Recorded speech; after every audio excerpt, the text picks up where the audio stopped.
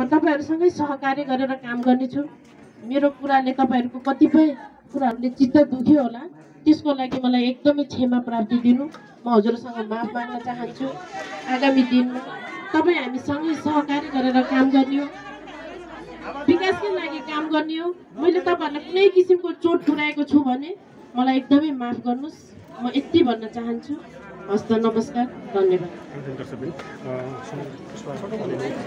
पक्कै पनि विशेष हामीले किनभने गल्ती मानवबाट नै हुन्छ।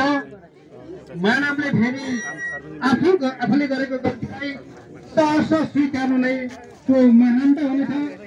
र हामीलाई के आशा छ भने पक्कै पनि विनय त्रिवेदीको यो घटनालाई हामी नजिकसँग निहालिराखेका छौँ र विशेष गरी यो रिपोर्टिङको क्रममा हामी यति बेला विनय त्रिवेदी गाउँपालिकामा रहेका छौँ।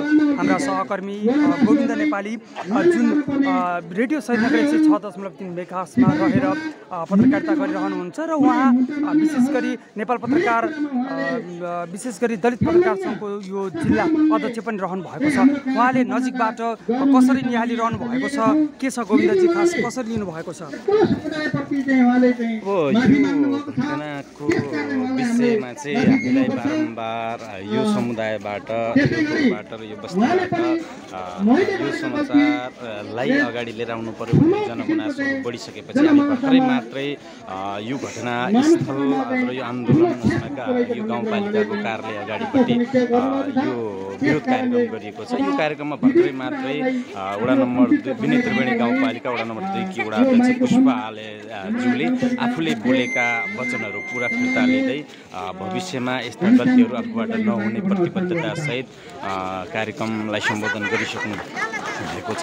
र केही बेरमै हामी पीडितसँगै विभिन्न व्यक्तिहरूको कुराकानी र विचारलाई पनि हामी कार्यक्रममा जोड्नेछौँ। त्यतिन्जेलसम्मको लागि भने तपाईँ रेडियो सहीदनगर सँगै रहनुपर्ने हुनेछ।